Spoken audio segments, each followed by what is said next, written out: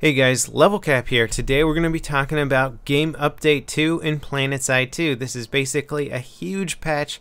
This is the January patch in the 6-month road plan, and it's implemented a lot of really cool things. We're going to talk about the good, the bad, and the ugly, because not all of it worked out exactly as desired, but pretty much all the changes that are implemented are things that people want. Now, the biggest change that came into this patch is an update for spawn rooms. So every location on the map has a spawn room, and before, these spawn rooms were pretty much just little tin boxes with 2 exits. They had shields on the exits, so you couldn't be hurt when you're in the spawn room unless people were C4 glitching you. But there was just 2 exits that were tiny little doors. This made it incredibly easy for attacking teams to just park a few tanks outside these doors and destroy anybody who tried to peek their head out. Now, spawn rooms are somewhat still the same. They're pretty much the same size, except they're much more open. They have giant shield walls on the side, and people can shoot out of them much easier, hitting armor that's sort of camping them. They also have little grav lifts that take them onto the roof, and the roof has top shielding so that aircraft can't bombard them as well, like Liberators or ESFs. I still managed to kill a few guys with ESFs that were hiding on the top there, and tanks can actually bounce their rounds off the underside of the shielding, killing people up top. So it's not exactly the most ideal place to be, but it's better than what basic spawn rooms were like. It at least allows people to sort of run out and attempt to make a stand rather than just getting quarantined and confined in here. So it's going to make defending these smaller outposts a lot better. Now, of course, we got SMGs added to the game. I already talked about that in my SMG review, but if you want to check that out, I'll link it in the video description. They're cool new guns. I think they're pretty much only viable on infiltrators. I have seen other classes using them. I've been killed by other classes using SMGs. They're not bad weapons, but I think for the most part, infiltrators are going to make the best use out of them. So now you got super annoying infiltrator classes that have fully automatic weapons, as if you weren't annoyed enough by their proximity mines. Ultimately, though, I really do like playing the Infiltrator with the new SMGs. It's quite a lot of fun, and I'd recommend trying it out if you haven't yet. Now, we also got some new camos and decals, and if you're looking at the tank right now and thinking this is one of the new camos, it is not. We actually got some good-looking camos this time around, so you can spend your hard-earned station cash on some camos that look like legitimate military-grade camouflage.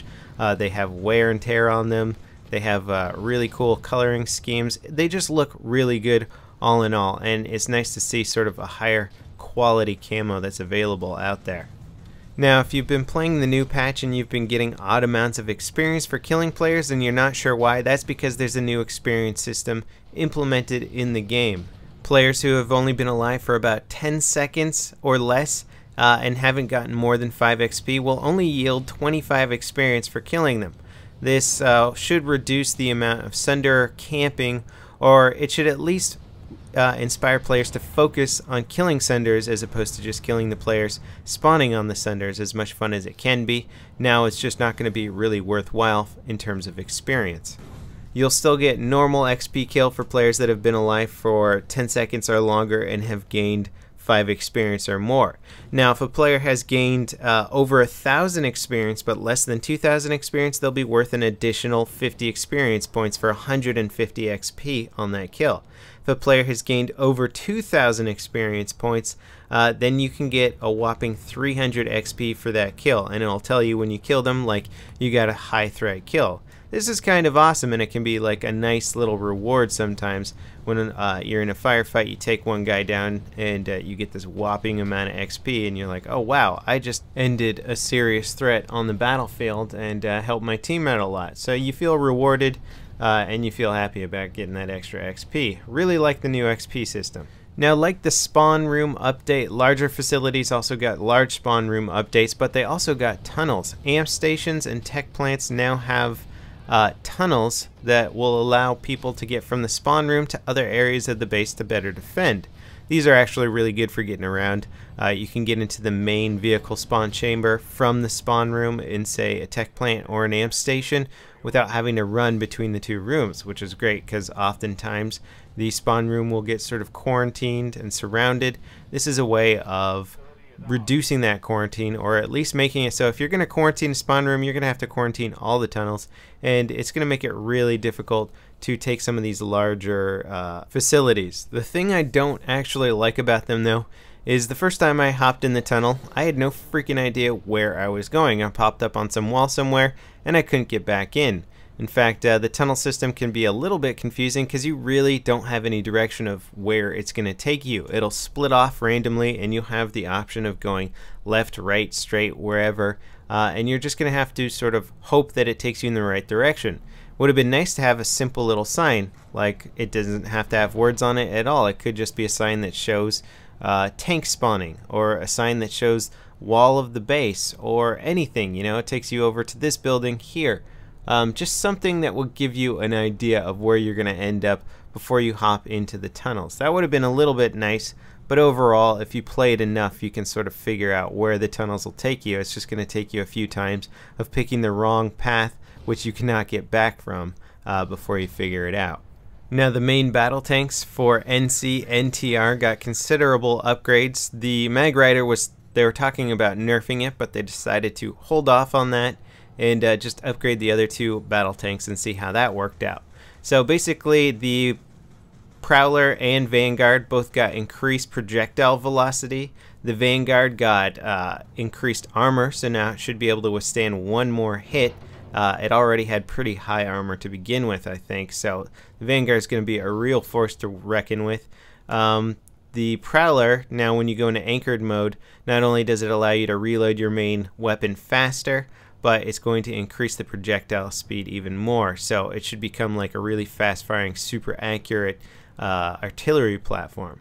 So the changes are nice. As you can see here, I'm using the Prowler, and this thing is just absolutely tearing it up. It is awesome for killing infantry. Now, the user interface has gotten some significant improvements. The map now shows better graphics indicating where there's action. They should be more accurate. Again, there's still going to be a few issues here and there where it says spawn and defend this facility, and you spawn and there's nobody attacking it. So there's a few issues here and there with the UI, but overall the map has gotten a big step in the right direction.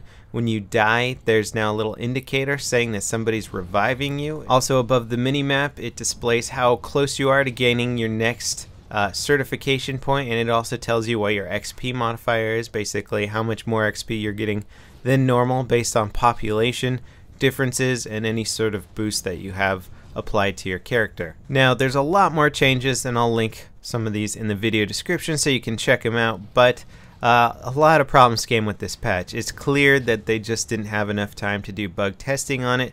I believe they're under pressure to get it out within the time frame that they said they wanted to get it out, and a huge bunch of problems came with the netcode. There was stuttering, huge amounts of lag. At most people's frame rate seems to have dropped. Not everybody. Some people say that they've got pretty good frame rate, but I seem to have dropped about 10 frames per second on average, and in a low frame rate game, that's really bad. In fact, a lot of people were saying it was kind of a game breaker for them since they weren't getting very good FPS to begin with, and then they just dropped even more.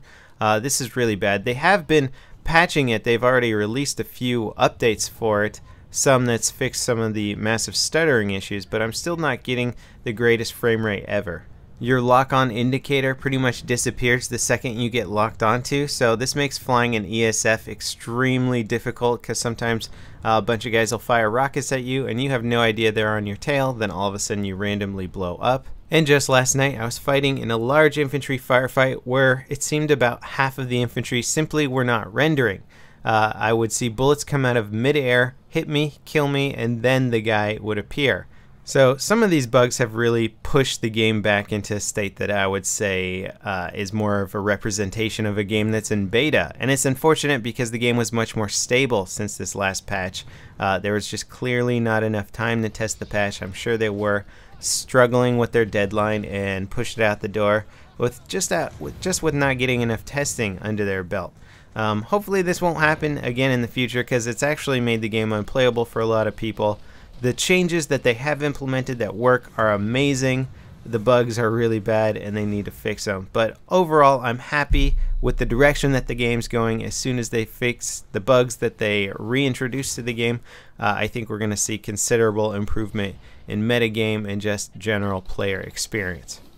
As I said before, there's a ton more patch notes, like literally pages worth. I'll link you to the patch notes in the video description if you want to check out more. Thanks for watching the video, guys, and I'll see you next time. This is LevelCap signing off.